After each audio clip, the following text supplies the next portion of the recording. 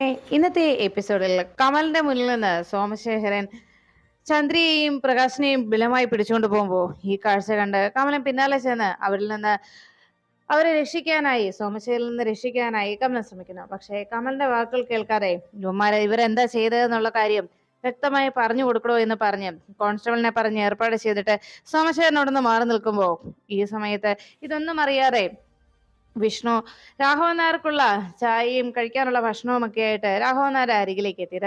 രാഘവൻ നായർ ഭക്ഷണം കഴിക്കാതിരിക്കുമ്പോൾ വിഷ്ണു രാഘവൻ നായരെ നിർബന്ധിച്ച് അച്ഛനത് കഴിക്കണമെന്നും ഭക്ഷണം കഴിച്ചാലേ നമുക്ക് ഇവിടുന്ന് പോകാൻ കഴിയുകയുള്ളൂ എന്ന് പറഞ്ഞ് രാഘവൻ നായരെ സമ്മതിപ്പിച്ചുകൊണ്ട് കാര്യങ്ങൾ പറഞ്ഞ് മനസ്സിലാക്കി ആ ഭക്ഷണം കഴിക്കാനായി നിർബന്ധിച്ചു. ഒടുവിൽ അത് കഴിക്കാൻ തയ്യാറാകുന്ന സമയത്ത് രാഘവൻ നായർ ഭക്ഷണം കഴിക്കുന്നതിനിടയിൽ അപ്പുറത്ത് മാറുന്ന ശിവൻ പിള്ളച്ചേട്ടനോട് പറഞ്ഞു, ഞാനേ ഇപ്പൊ ഒന്ന് പുറത്തു പോയിട്ട് വേഗം വരാം, ഞാൻ വന്നിട്ട് നമുക്ക് ഡിസ്ചാർജ് ആയിട്ട് പോകാം, പിള്ളച്ചേട്ടൻ അതുവരെ അച്ഛനെ ഒന്ന് നോക്കിയേക്കണേ എന്നറിയിച്ചു. അത് കേട്ടതോടെ എന്റെ കുഞ്ഞു പോയി കഴിഞ്ഞാൽ, ശിവൻ പോയി കഴിഞ്ഞാൽ പിന്നെ എന്താ സംഭവിക്കണമെന്ന് അറിയാവല്ലോ, കുഞ്ഞിനെ അന്വേഷിച്ച് ഇവിടെ എല്ലായിടത്തും നടക്കും, രാഘവൻ സാറ് സമ്മതിക്കുമെന്ന് കുഞ്ഞ് തോന്നുന്നുണ്ടോ എന്ന് പറഞ്ഞ് സംശയിച്ചങ്ങ് നിൽക്കുമ്പോഴേക്കും ശിവന്റെ ഫോണിലേക്ക് കമലിന്റെ കോള് വരികയാണ്. ഫോൺ റിങ് ചെയ്യുന്നത് കേട്ട് രാഘവൻ നായർ വേഗം നോക്കുമ്പോഴേക്കും ശിവൻ പറഞ്ഞു, അച്ഛാ ഞാനേ ഈ കോൾ ഒന്ന് അറ്റൻഡ് ചെയ്തിട്ട് വരാം, ഇപ്പൊ തന്നെ വരാമെന്ന് പറഞ്ഞു. ശരി, ഉടനെ തന്നെ വരുമല്ലോ അല്ലേ എന്ന് ചോദിച്ച് വേഗം കോൾ എടുത്തോളാനായിട്ട് രാഘവൻ നായർ സമ്മതം മൂളുമ്പോ അപ്പുറത്ത് മാറി നിന്ന് ശിവൻ കോൾ അറ്റൻഡ് ചെയ്യുമ്പോഴേക്കും രാഘവൻ നായർ പറഞ്ഞു, ഒരു ഫോൺ എടുക്കാനല്ലേ, സാരയില്ല മോൻ വന്നോളും എന്ന് പറഞ്ഞ് പിള്ളയെ നോക്കി ചിരിച്ചുകൊണ്ട് രാഘവൻ നായർ ഇരിക്കുമ്പോഴേക്കും ഫോണുമായിട്ട് പുറത്തിറങ്ങിയ ശിവൻ കോൾ അറ്റൻഡ് ചെയ്ത് കമലിനോട് പറഞ്ഞു, എടാ ഞാൻ ഹോസ്പിറ്റലിൽ നിന്ന് ഇറങ്ങുവാ, ഇപ്പൊ അങ്ങ് എത്തും. അപ്പോഴേക്കും ആകെ ടെൻഷനോടെ കമലം പറഞ്ഞു, ആശാനെ ഒരു പ്രശ്നമുണ്ട്, ആ സോമശേഖരനില്ലേ SI, അയാള് കുറച്ച് പോലീസുകാരും വന്ന് ആശാന്റെ പെങ്ങളെയും ആ പയ്യനെയും ഇവിടെ നിന്ന് അറസ്റ്റ് ചെയ്തു.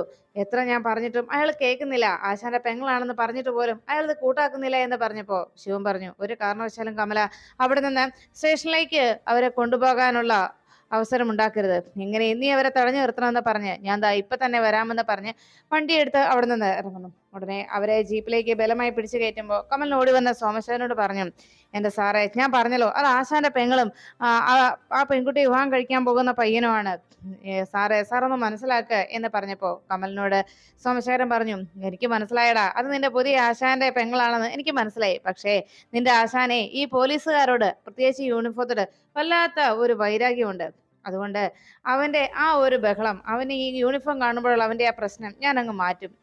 ഇപ്പോ ഈ ഇരിക്കുന്ന ഫോട്ടോ ഉണ്ടല്ലോ, നോക്കിക്കോ, ഇതേ നാളെ കൃത്യമായിട്ട് എല്ലാ ചാനലുകളിലും എത്തും, ഇത് കാണുമ്പോൾ അവനെ നെഞ്ചൊന്നുരുകും, അതാണ് എന്റെ ആവശ്യം എന്ന് പറഞ്ഞ് സോമശേഖരൻ ആ ഹോട്ടലിൽ നിന്ന് മുറിയിൽ നിന്ന് അവരെ പിടിച്ചുകൊണ്ട് വന്നതും പിന്നീട് ജയിപ്പിൽ കയറ്റിയതുമായിട്ടുള്ള ചിത്രങ്ങൾ തന്റെ മൊബൈലിൽ പകർത്തിയെടുത്തത് കമലിനെ കാണിച്ചു. എന്നിട്ട് അവിടെ നിൽക്കുന്ന ആ ലോഡ്ജ് ഉടമകളോട് പറഞ്ഞു, എടാ നിന്റെയൊക്കെ ഇവിടുത്തെ ഈ പരിപാടി ഉണ്ടല്ലോ ഞാൻ ശരിയാക്കി തരാവടാ എന്ന് പറഞ്ഞ് വണ്ടിയും എടുത്തോണ്ട് അവിടെ നിന്ന് പോകുമ്പോൾ കമലിനാകെ ടെൻഷനിലായി. ഉടനെ തന്നെ കമലിന് ഇക്കാര്യം വിളിച്ച് ശിവനെ അറിയിച്ചു.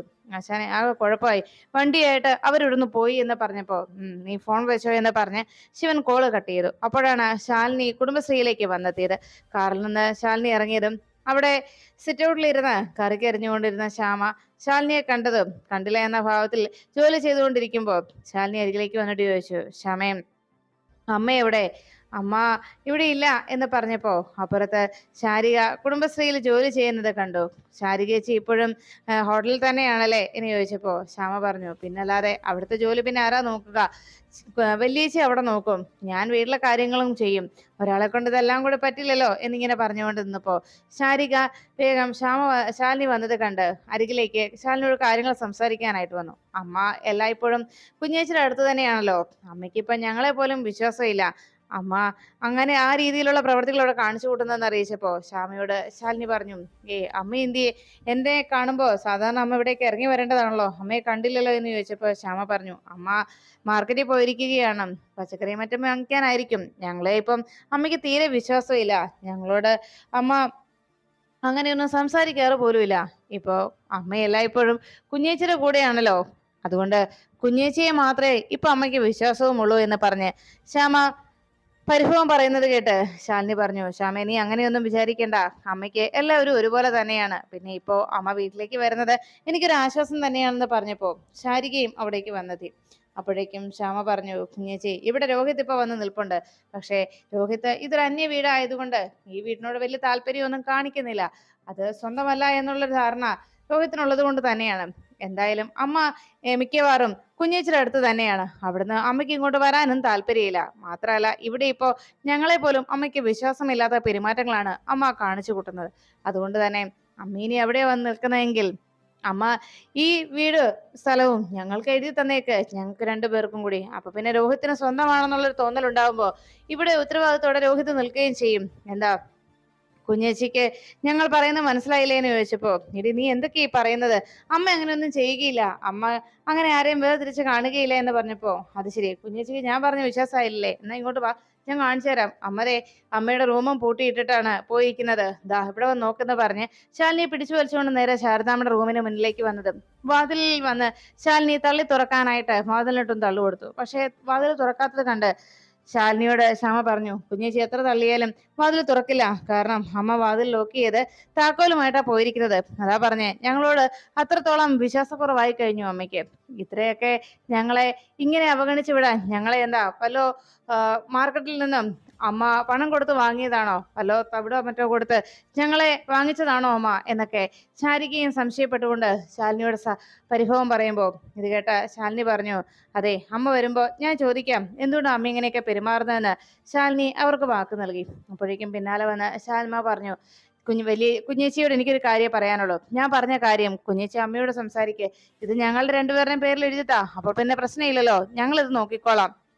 അമ്മ ഇങ്ങനെ ബന്ധപ്പെട്ട് ഞങ്ങളുടെ മേൽ സംശയം കാണിച്ച് ഇങ്ങനെ നടക്കേണ്ട ആവശ്യമില്ലല്ലോ എന്ന് പറഞ്ഞ് അങ്ങനെ നിൽക്കുമ്പോഴേക്കും ശാലിനിക്ക് ആകെ സംശയമായി. അമ്മ അങ്ങനെയൊന്നും പെരുമാറുന്ന ഒരു സ്വഭാവമല്ലല്ലോ, അമ്മയ്ക്ക് അങ്ങനെയൊന്നും ചിന്തിക്കേണ്ട കാര്യവുമില്ലല്ലോ എന്ന് പറഞ്ഞപ്പോ, ശാലിനി നീ കരുതുന്ന പോലെയൊന്നും അല്ല നമ്മുടെ അമ്മയുടെ സ്വഭാവം എന്ന് ശാരിക പരാതി അറിയിച്ചു. ശ്യാമ പറഞ്ഞതിനോട് തന്നെയാണ് എനിക്ക് യോജിപ്പെന്ന് ശാരിക അറിയിക്കുമ്പോഴേക്കും മുറ്റത്തേക്ക് ഒരു ഓട്ടോ വന്നു നിന്നു. ശാരദാമ്മ ഓട്ടോയിൽ നിന്ന് ഇറങ്ങിയത് കണ്ടതോടെ ശാലിനി പറഞ്ഞു, ദാ അമ്മ വന്നിട്ടുണ്ട്, കുഞ്ഞേച്ചി എന്നെ കാര്യങ്ങൾ അമ്മയോട് സംസാരിച്ചോ എന്ന് പറഞ്ഞ് രണ്ടുപേരും അകത്തേക്ക് കയറിപ്പോയി. സാധനങ്ങളുമായിട്ട് ഇറങ്ങി വന്ന ശാരദാമ്മ അകത്തേക്ക് കയറി വന്നും ശാലിനിയെ കണ്ടപ്പോ, ആഹാ നീ ഇതെപ്പോഴാ വന്നേ എന്ന് ചോദിച്ചു. വന്നിട്ട് ഇച്ചിരി നേരമായി, അമ്മയെ വീട്ടിൽ കണ്ടില്ല, അതുകൊണ്ട് ഞാൻ വന്നതാണെന്ന് പറഞ്ഞപ്പോ ശാരദാമ്മ പറഞ്ഞു, ദാ ഇവിടം കണ്ടില്ലേ, ഇവിടെ വന്നപ്പോ സത്യത്തിൽ ഇവിടെ നിന്ന് ഇട്ടെറിഞ്ഞു പോകുന്നതിൻ്റെതായ എല്ലാ പ്രശ്നങ്ങളും ഇവിടെ ഉണ്ടായിരുന്നു. കടയിലാണെങ്കിൽ ഇപ്പോ ശാന്തയും വരുന്നില്ല, ആകെ താറുമാറായി കിടക്കുക. കാര്യമായിട്ടൊരു നോട്ടം വന്നില്ലെങ്കിൽ എല്ലാം ഈ അവസ്ഥയിലാകുമെന്ന് ഇപ്പൊ മനസ്സിലായില്ലേ, എല്ലായിടത്തും ഓടി നടക്കണ്ടേ എന്ന് ശാരദാമ്മ പറയുമ്പോഴേക്കും ശാലിനി ചോദിച്ചു, അമ്മ എന്നു മുതലാ വാതിലൊക്കെ പൂട്ടിയിട്ട് പോവാൻ തുടങ്ങിയത്? അമ്മ എന്തിനാ ഇവിടുത്തെ അമ്മയുടെ റൂമൊക്കെ പൂട്ടിയത് എന്ന് ചോദിച്ചപ്പോ, അത് നിന്നോട് പരാതി പറഞ്ഞു. അതിനകത്ത് ഞാൻ എന്തെങ്കിലും നിധി കൊണ്ടുവന്ന് വെച്ചിട്ടുണ്ടാവും എന്നായിരിക്കും അവര് പറയുന്നത്. നിനക്ക് പറഞ്ഞുകൂടായിരുന്നോ, നിങ്ങൾ 3 പേരല്ലാതെ അമ്മയ്ക്ക് വേറെ എന്ത് നിധിയാ ഉള്ളത്? അപ്പോഴേക്കും ശാലിനി പറഞ്ഞു, അത് മാത്രമല്ല അവരുടെ പരാതി, അമ്മ മുറിയെല്ലാം പൂട്ടിയിട്ട് പോകുന്നു.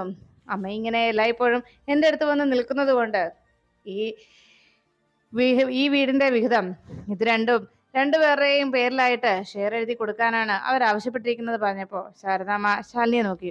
അത് ശരി, അപ്പൊ അത്രത്തോളമായ കാര്യങ്ങൾ അല്ലെ?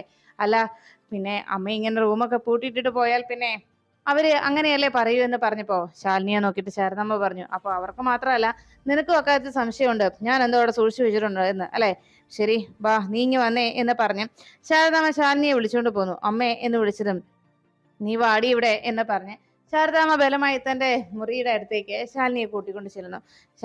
ശാരദാമ്മയുടെ പിന്നാലെ അവിടേക്ക് എത്തിയതും ശാരദാമ്മ വേഗം വാതിൽ തുറന്ന് അകത്തേക്ക് കയറിയിട്ട് ശാലിനിയോട് പറഞ്ഞു, നീയും വാ. ഉടനെ ശാലിനി സംശയപ്പെട്ട് ശാരദാമ്മയെ നോക്കുമ്പോ, വാടി ഇങ്ങോട്ട് എന്ന് പറഞ്ഞ് ശാരദാമ്മ ശാലിനി അകത്തേക്ക് വിളിച്ചു. അകത്തേക്ക് ശാലിനി കയറിയതും വേഗം ശാരദാമ്മ വാതിലടച്ചു. എന്നിട്ട് നേരെ ചെന്ന് തന്റെ കബോർഡ് തുറന്നിട്ട് അതിനകത്ത് വെച്ചിരിക്കുന്ന വിഷ്ണുവിന്റെ ആ ചിതാഭസ്മത്തെ ചൂണ്ടിക്കാണിച്ചു. ഇതാണ് ഞാനിവിടെ കൊണ്ടുവന്ന് വെച്ചിരിക്കുന്ന നിധി. ഈ നിധിയാണ് ഇപ്പോ അവർക്ക് വലിയ പ്രശ്നമായി മാറിയിരിക്കുന്ന പറഞ്ഞപ്പോ ശാലിനി ആ ചിതാഭസ്മം കയ്യിലേക്ക് ചേർത്ത് പിടിച്ചിട്ട് നെഞ്ചിലേക്ക് ചേർത്ത് പിടിച്ച് ശാലിനി ആലോചിച്ചു, ദൈവമേ, എൻ്റെ ഒരു ജീവിതം എന്തൊരവസ്ഥയാണ് സത്യത്തിൽ എനിക്കുള്ളത്. എൻ്റെ വിഷ്ണുവേട്ടൻ എന്നെ വിട്ട് പിരിഞ്ഞു പോയി എന്നുള്ള സത്യം എനിക്കിപ്പോഴും ഉൾക്കൊള്ളാൻ കഴിയുന്നില്ലല്ലോ, എനിക്കത് ഇപ്പോഴും തിരിച്ചറിയാനാവുന്നില്ലല്ലോ എന്ന് വേദനയോടെ ശാലിനി ആ ചിതാഭസ്മം ചേർത്ത് പിടിച്ച് കരയുമ്പോൾ ശാരദാമ്മ പറഞ്ഞു, മോളെ, ഇത് ഇനി ആചാര വിധി പ്രകാരം ഇത് ഏതെങ്കിലും പുണ്യ തീർത്ഥത്തിൽ ഒഴുക്കണം. അത് എത്രയും വേഗം തന്നെ ചെയ്യുകയും വേണം. നല്ലൊരു ദിവസം നോക്കി ആ ചടങ്ങ് പൂർത്തിയാക്കണം. ഇത് നിന്റെ കയ്യിൽ ഇരുന്നു കഴിഞ്ഞാൽ കഴിഞ്ഞ ദിവസത്തതുപോലെ എന്തെങ്കിലുമൊക്കെ സംഭവിച്ചു പോയാലോ? അതുകൊണ്ടാണ് മോളെ ഞാനിത് അവിടെ നിന്ന് ഇവിടേക്ക് മാറ്റിയത്. പക്ഷെ ഇത് ആരുടെയും മുന്നിൽ അങ്ങനെ എടുത്തു കാട്ടാൻ കഴിയുന്ന ഒരു അവസ്ഥയിലല്ലല്ലോ കാര്യങ്ങൾ. അതുകൊണ്ടാണ് മോളെ എന്ന് ശാരദാമ്മ ശാലിനിയോട് പറയുമ്പോ അമ്മയെന്ന് പറഞ്ഞ് കണ്ണുനീരോടെ ശാരദാമ്മയുടെ നെഞ്ചിലേക്ക് ആ ചൂട് പറ്റി ആ മകൾ പൊട്ടിക്കരഞ്ഞുകൊണ്ട് അമ്മയുടെ ഇടനെഞ്ചിന്റെ ചൂട് പറ്റി അങ്ങനെ നിന്നു. അതിനുശേഷമാണ്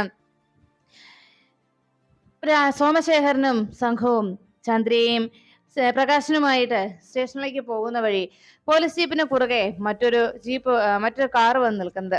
ഉടനെ തന്നെ ആ വണ്ടിയിൽ നിന്ന് ഇറങ്ങി വന്ന ശിവനെ കണ്ടിട്ട് ദേഷ്യത്തോടെ സോമശേഖരൻ ചോദിച്ചു, ഇതെന്ത് പണിയാ ഈ കാണിച്ചു നിർത്തിയിരിക്കുന്നത്? പോലീസുകാരുടെ മുന്നിലേക്കാണോ വണ്ടി കൊണ്ടുവന്ന് ചവിട്ടുന്നത് എന്ന് ചോദിച്ചപ്പോ ശിവൻ പറഞ്ഞു, എന്താ സാറേ, എന്തിനാ സാറേ അവരെ ഇപ്പോ ഇങ്ങനെ അറസ്റ്റ് ചെയ്തുകൊണ്ട് പോകുന്നത്? അവരെന്ത് തെറ്റാ ചെയ്തത് എന്ന് ചോദിച്ചപ്പോ അതോ അവര് ചെയ്തതോ ഇമ്മോറൽ ട്രാഫിക്, എന്താ അത് നിനക്കറിയില്ലേ എന്ന് ചോദിച്ചപ്പോ ഉടനെ ഇത് കേട്ട് ശിവൻ പറഞ്ഞു, സാറേ എന്നോടുള്ള വ്യക്തി വൈരാഗ്യത്തിന് സാർ ഇങ്ങനെയൊക്കെ ചെയ്തു കൂടുന്നത് ശരിയാണോ? ഒരു കാര്യം ഞാൻ പറയാം, അവര് ഇപ്പോ ഒരു മുറിയിൽ നിന്ന് അവരെ പിടികൂടി എന്ന് പറയുന്നതിലെ എന്താ ഇത്ര അനാശാസ്യം എന്ന് പറയാൻ? അവരെന്താണ് അവിടെ അനാശാസ്യമായി ചെയ്തു കൂട്ടിയത്? അതിനുള്ള തെളിവുകളോ എന്തെങ്കിലും രേഖകളോ സാറിന്റെ പക്കലുണ്ടോ എന്ന് ചോദിച്ചപ്പോ ഉടനെ സോമശേഖരൻ പറഞ്ഞു, പിന്നെ എന്തിനാടാ അവര് വാതിൽ പൊട്ടി അതിനകത്തിരുന്നത്? അവരെന്റെ ടിപ്പു സുൽത്താന്റെ കാലത്തെ പടയൊരുക്കത്തെ കുറിച്ചുള്ള കാര്യങ്ങൾ ചർച്ച ചെയ്യുകയായിരുന്നോ? അതോ അവരിനിയും മറ്റെന്തെങ്കിലും കണ്ടുപിടുത്തം നടത്തുന്നതിനെ കുറിച്ച് അഗാധമായി ചിന്തിക്കുകയോ ആലോചന നടത്തുകയോ മറ്റോ ആയിരുന്നോ? എടാ എന്തിനാണ് അവർ വാതിലടച്ച് അകത്തിരുന്നത്? ഇത് മാത്രം പോരേടാ, അവരുടെ പ്രവൃത്തി എന്തായിരുന്നു എന്ന് വ്യക്തമാകാനെന്ന് ചോദിച്ച് സോമശേഖരൻ ദേഷ്യപ്പെടുമ്പോഴേക്കും ഉടനെ അത് കേട്ട് എന്ന ശിവൻ പറഞ്ഞു, സാറേ വ്യക്തി വൈരാഗ്യം സാർ ഇവിടെയല്ല വീട്ടേണ്ടത്. സാറ് പലിശയ്ക്ക് പണം എടുത്തിട്ടുണ്ടെങ്കിൽ അതിനെ പലിശ കൃത്യമായിട്ട് അടയ്ക്കണം. ഇവിടെ സാറ് കാണിച്ചു കൂട്ടുന്നത് തുച്ഛമായ പലിശയ്ക്ക് വേണ്ടി ഒരു പെൺകുട്ടിയുടെ ജീവിതം തകർക്കുന്ന പ്രവൃത്തിയാ താൻ കാണിച്ചുകൊണ്ടിരിക്കുന്നത്. ഒരു കാര്യം മനസ്സിലാക്കിയോ സോമശേഖര, താൻ ഈ ചെയ്യുന്നതിനുള്ള തിരിച്ചടി താൻ അനുഭവിക്കേണ്ടി വരും. താൻ ഇവരുടെ എല്ലാവരുടെയും മുന്നിൽ നാണം കെടേണ്ട അവസ്ഥയെത്തും. അത്രയും അഭിമാനമേ തനിക്കുള്ളോ? അതുകൊണ്ട് മര്യാദയ്ക്ക് അവരെ വിടുന്നതാണ് തനിക്ക് നല്ലത്. അതെന്റെ പെങ്ങളും അവളെ വിവാഹം കഴിക്കാൻ പോകുന്ന പയ്യനുമാണ്. ഇന്ന് ഉച്ചയ്ക്ക് ശേഷം അവരുടെ വിവാഹമാണ് എന്ന് പറഞ്ഞപ്പോ അത് കേട്ട സോമശേഖരൻ പറഞ്ഞു, അതെ, ഇന്ന് ഉച്ചയ്ക്ക് ശേഷം വിവാഹമാണോ മറ്റെന്തെങ്കിലും ആണോ നടക്കാൻ പോകുന്നത്? ഞാൻ കാണിച്ചു തരാടാ നിന്നെ എന്ന് പറഞ്ഞു സോമശേഖരൻ ശിവനോട് പറഞ്ഞു, അല്ലെങ്കിൽ നിനക്ക് ഈ കാക്കി യൂണിഫോം ഇട്ടവരോട് വല്ലാത്ത വൈരാഗ്യവും പകയുമാണ്. നിന്റെ ആ ഒരു ബുദ്ധിമുട്ട് ഞാനങ്ങ് മാറ്റിത്തരാമെന്ന് പറഞ്ഞ് സോമശേഖരൻ ശബ്ദം ഉയർത്തുമ്പോഴേക്കും ശിവൻ പറഞ്ഞു, മര്യാദയ്ക്ക് അവരോട് നിറയ്ക്കുക സോമശേഖര, അതാണ് തനിക്ക് നല്ലത്. ഇല്ലെങ്കിൽ താൻ ഈ പൊതുവഴിയിൽ നിന്ന് നാറേണ്ടി വരും എന്ന് പറഞ്ഞ് ശിവൻ വെല്ലുവിളിക്കുമ്പോഴേക്കും സോമശേഖരന്റെ വാക്കുകൾ കേൾക്കാതെ വേഗം ജീപ്പിൽ നിന്ന് പ്രകാശിനെയും ചന്ദ്രയെയും പിടിച്ചിറക്കി. എന്നിട്ട് ശിവൻ അവരോട് വേഗം തന്റെ ജീപ്പിൽ പോയിരിക്കാനായിട്ട് പറയുമ്പോഴേക്കും അവിടേക്ക് കയറി വന്ന് സോമശേഖരൻ ശിവന് നേരെ ദേഷ്യപ്പെടുകയാണ്. എടാ, നീ അത്രയ്ക്കായോ പോലീസുകാരോട് ഏറ്റുമുട്ടാറായോടാ എന്ന് ചോദിച്ച് ശിവന്റെ കർണ തടിക്കാനായിട്ട് കൈ ഉയർത്തിയതും ശിവൻ സോമശേഖരന്റെ കൈ എടുത്ത് വെക്കുമ്പോഴേക്കും സാറ് ബുള്ളറ്റിൽ അവിടേക്ക് എത്തി. വണ്ടി നിർത്തി വേഗം എന്താ കാര്യം എന്ന് ചോദിച്ചു. അപ്പോഴേക്കും സോമശേഖരൻ പറഞ്ഞു, സാറേ ഇവരെ രണ്ടുപേരെയും ഇമ്മോറൽ ട്രാഫിക്കിന്റെ പേരിൽ ലോഡ്ജിൽ നിന്ന് പിടികൂടിയതാണ് സാർ എന്ന് പറഞ്ഞു. അത് കേട്ടതും ശിവൻ ആ ഗൗരവത്തിൽ നിൽക്കുന്ന കണ്ട് റസാഖ് ചോദിച്ചു. റസാഖിനോട് ശിവൻ പറഞ്ഞു, അതൊന്നും അല്ല റസാഖെ, ഇത് എന്റെ പെങ്ങളാണ്. ഈ നിൽക്കുന്നത് അവൾ ഇഷ്ടപ്പെടുന്ന ചെറുപ്പക്കാരനും. ഇവർ തമ്മിലുള്ള വിവാഹം ഇന്ന് ഉച്ചയ്ക്ക് ശേഷം രജിസ്റ്റർ ഓഫീസിൽ തീരുമാനിച്ചിരിക്കുന്നതാണ്. അതിനായിട്ട് അവര് എന്റെ ലോഡ്ജിൽ ഇരിക്കുകയായിരുന്നു. പക്ഷെ അതിന്റെ പേരിൽ ഇയാൾ വേണ്ടാതീനം പറഞ്ഞു വരുത്തി അയാള് ഇപ്പൊ ഇവരെ അറസ്റ്റ് ചെയ്തുകൊണ്ട് പോകാനുള്ള ശ്രമം നടത്തുകയാണ്. അത് ഞാൻ സമ്മതിക്കില്ല എന്ന് ശിവൻ അറിയിക്കുമ്പോ റസാഖ് പറഞ്ഞു, ശിവ, നീ ഇപ്പോ എന്ത് പറഞ്ഞാലും ഇവരെ കണ്ടെത്തേണ്ടത് ഇപ്പൊ പോലീസിന്റെ ഡ്യൂട്ടിയാണ്. കാരണം നിന്റെ അച്ഛൻ ഇന്ന് രാവിലെ എന്റെ ഓഫീസിൽ വന്നാണ് അയാളുടെ മകളെ കാണുവാനില്ല എന്ന പരാതി നൽകിയിരിക്കുന്നത്. അപ്പോ തീർച്ചയായിട്ടും ഈ മകളെ കണ്ടെത്തി അയാളെ ഏൽപ്പിക്കേണ്ട ചുമതല ഞങ്ങൾ പോലീസുകാർക്കാണുള്ളത് എന്ന് പറഞ്ഞപ്പോ ശിവൻ പറഞ്ഞു, റസാഖെ, ഈ നിൽക്കുന്നവനുണ്ടല്ലോ, ഇവൻ എന്നോടുള്ള വ്യക്തി വൈരാഗ്യത്തിനാണ് ഇവൻ ഇങ്ങനെ ചെയ്തു കൂട്ടുന്നത്. കാരണം വ്യക്തി വൈരാഗ്യം എന്ന് പറഞ്ഞാൽ ഇവൻ പലിശയ്ക്ക് പണം എടുത്തിട്ട് പലിശയില്ല മുതലുമില്ല. എന്നിട്ട് അത് ചോദിക്കാൻ ചെന്നപ്പോ ഈ വൃത്തികെട്ടവന്റെ ഭാര്യ, ആ പാവം, തന്റെ താലിമാല പൊട്ടിച്ച് ഞങ്ങൾക്ക് നേരെ നീട്ടി. എന്നിട്ടും ഇവൻ പണം തരാൻ തയ്യാറായിട്ടില്ല. ഇവൻ പറയുന്നത് എന്താണെന്നറിയാവോ? പലിശയ്ക്ക് പണം എടുത്തിട്ട് പണവും പലിശയും ചെന്ന് ചോദിക്കുമ്പോൾ ഇവൻ പറയുന്നതേ അവൻ വാങ്ങിച്ചതൊന്നും തിരിച്ചു കൊടുത്ത് ശീലമില്ല എന്ന്. ഇവനെ പോലെയുള്ള വൃത്തികെട്ടവനെ ഇടിച്ച് ശരിയാക്കണ്ടേ എന്ന് ചോദിച്ച് സോമശേഖരന്റെ നേരെ കൈ ഉയർത്താൻ തുടങ്ങിയപ്പോ സോമശേഖരൻ പറഞ്ഞു, അതല്ല സാറേ എന്ന് പറഞ്ഞു. നീ മിണ്ടിപ്പോകരുത്, ഇനി നാവ് ആടിയാൽ ആ നാവ് ഞാൻ പിഴുതെടുക്കുമെന്ന് ശിവൻ അറിയിക്കുമ്പോ ഉടനെ റസാക്ക് പറഞ്ഞു, മതി നിർത്ത്, ഇതേ കവലച്ചട്ടമ്പികൾ സംസാരിക്കുന്നത് പോലെ സംസാരിക്കേണ്ട ഇടവല്ല.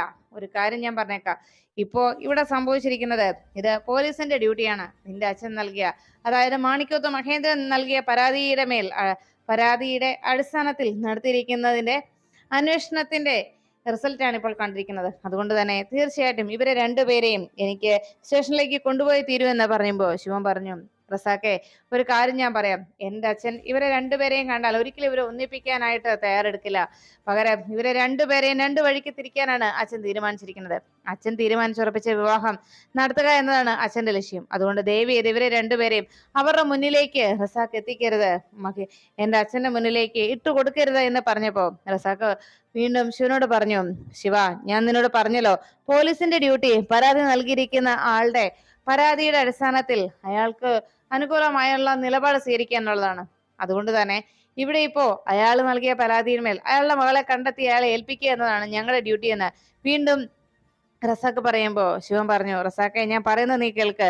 എൻ്റെ അച്ഛന്റെ മുന്നിലേക്ക് ഇവരെ ഇട്ടുകൊടുത്തു കഴിഞ്ഞാൽ പിന്നെ ഇവരെ ജീവനോടെയോ ഇവരുടെ വിവാഹമോ നടന്നെന്ന് വരില്ല. അതുകൊണ്ട് തന്നെ ഇപ്പോ നീ ഈ ഒരു തീരുമാനത്തിൽ പിന്മാറണം. ഒരുമിച്ച് പഠിച്ച സമയത്ത് നിന്റെ ഇടത് തുടയിലാണോ വലത് തുടയിലാണോ ഞാൻ കത്തി കൊണ്ട് കുത്തി പരിക്കേൽപ്പിച്ചതെന്നുള്ളത് നിനക്ക് ഇപ്പോഴും ഓർമ്മയുണ്ടോ ഇല്ലയോ എന്ന് ഒന്നുകൂടി ഓർത്തെടുക്കാനൊരു അവസരമാണ് ഞാനിപ്പോൾ പറയുന്നതെന്ന് പറഞ്ഞപ്പോ, നിർത്തടാ നീ എന്നെ വെല്ലുവിളിക്കാറായോ എന്ന് ചോദിച്ച് റസാക്ക് ശിവനോട് പറഞ്ഞു, തൽക്കാലം നിന്റെ അനുജത്തെയും ആ ചെറുപ്പക്കാരനെയും സ്റ്റേഷനിലേക്ക് കൊണ്ടുപോയേ തീരൂ. അത് എന്റെ തീരുമാനമാണ്. കാരണം മഹേന്ദ്രൻ എന്ന ഒരു പൗരൻ എനിക്ക് നൽകിയിരിക്കുന്ന പരാതിയുടെ അടിസ്ഥാനത്തിലാണ് ഈ ഒരു നിലപാടുണ്ടായിരിക്കുന്നത്. അതിനെ ഇല്ലാതാക്കാൻ ആർക്കും കഴിയില്ല. അതുകൊണ്ട് തന്നെ ഇനി ഇക്കാര്യത്തിലുള്ള അവസാന തീരുമാനം മഹേന്ദ്രൻ്റെത് മാത്രമാണെന്ന് അറിയിക്കുമ്പോൾ ശിവനാകെ കലിയോട് അങ്ങനെ നിൽക്കുമ്പോഴാണ് പിള്ളച്ചേട്ടൻ ഭക്ഷണമൊക്കെ കൊടുത്ത് രാഘവൻ നായരെ നോക്കാനായിട്ട് പ്ലേറ്റും മറ്റും കഴുകാൻ പോയ സമയത്ത് പോയതിനു ശേഷം തിരിച്ചു വരുമ്പോൾ അവിടെ രാഘവൻ സാർ ഉണ്ടോ എന്ന് നോക്കിയതും മുറിയിൽ എങ്ങനെ രാഘവൻ നായരെ കാണുന്നില്ല. അതോടെ പിള്ളച്ചേട്ടനാകെ ടെൻഷനായി. എൻ്റെ ദൈവമേ, ഈ രാഘവൻ സാർ ഇതെവിടെ പോയി എന്ന് ആലോചിച്ച് പിള്ള അവിടെ എല്ലായിടത്തും അന്വേഷിക്കുകയാണ്. അപ്പോഴേക്കും ആ ഹോസ്പിറ്റലിൽ നിന്ന് പുറത്തേക്ക് ഇറങ്ങിയ രാഘവൻ നായർ വിഷ്ണുവിനെ അന്വേഷിച്ച് നടന്നിട്ട് അവിടെ എങ്ങും തന്നെ വിഷ്ണുവിനെ കണ്ടെത്താൻ കഴിയാതെ വീണ്ടും അവിടെ നിന്ന് നടന്ന് നേരെ അവിടുത്തെ ക്യാൻറ്റീനിലേക്ക് വന്നെത്തുന്നു. അങ്ങനെ ആ ഹോസ്പിറ്റൽ ക്യാൻറ്റീനിലേക്ക് എത്തിയ രാഘവൻ നായർ തനിക്ക് വിശന്നത് കൊണ്ട് അവിടെ നിന്ന് ഭക്ഷണത്തിന് ഓർഡർ കൊടുത്ത് കഴിച്ചു. ഭക്ഷണമെല്ലാം കഴിച്ചു കഴിഞ്ഞതും രാഘവൻ നായർ അവിടെ നിന്ന് എഴുന്നേറ്റ് പോകാൻ തുടങ്ങുമ്പോഴേക്കും അവിടെ ഉണ്ടായിരുന്ന ആ ഹോട്ടലിലുള്ള രാഘവൻ നായരെ പിടിച്ചു നിർത്തി. അരേ, താൻ എന്താ ഈ ചെയ്യുന്നത്? മര്യാദയ്ക്ക് ഇവിടെ ബില്ല് കൊടുത്തിട്ട് പോടോ എന്ന് പറഞ്ഞപ്പോ രാഘവൻ നായർ പറഞ്ഞു, എൻ്റെ മോൻ വരും, എൻ്റെ വിഷ്ണു വരും, ഞാൻ ഭക്ഷണം കഴിച്ചതിന്റെ ബില്ല് അവനാ തരിക എന്ന് പറഞ്ഞപ്പോ ഉടനെ അയാളാകെ ചൂടായി. അത് ശരി, താൻ പണം പോലും കയ്യിലില്ലാതെയാണ് ഇവിടെ മുട്ടത്തിൽ ഇവിടെ വന്ന് ഭക്ഷണം മുഴുവൻ കഴിച്ചത്. മര്യാദയ്ക്ക് പണം അടിച്ചിട്ട് പോടോ, ഇല്ലെങ്കിലേ ഈ ടേബിള് മുഴുവൻ തന്നെ കൂടി ഞാൻ തുടപ്പിക്കും, ഇരിക്കടോ അവിടെ, മര്യാദയ്ക്ക് തൂക്കടോ എന്ന് പറഞ്ഞതും കൈക്ക് സ്വാധീനമില്ലാത്ത രാഘവൻ നായരെ ബലമായ അയാൾ ആ ടേബിളിലേക്ക് മുഖം ചേർത്ത് പിടിക്കുമ്പോൾ രാഘവൻ നായർ ആകെ പോയി ആ കസേരയിലേക്ക് ചെന്നിരിക്കുന്നു. അയാൾ വീണ്ടും ഭീഷണിപ്പെടുത്തിക്കൊണ്ട്, മര്യാദയ്ക്ക് ഈ ടേബിളുകളെല്ലാം ക്ലീൻ ആക്കിക്കോ, പണം പോലും ഇല്ലാതെ മൂക്കുമുട്ട തിന്നാനായിട്ട് വന്നേക്കോ എന്ന് പറഞ്ഞ് രാഘവൻ നായരെ അയാൾ ഉപദ്രവിക്കുന്നു.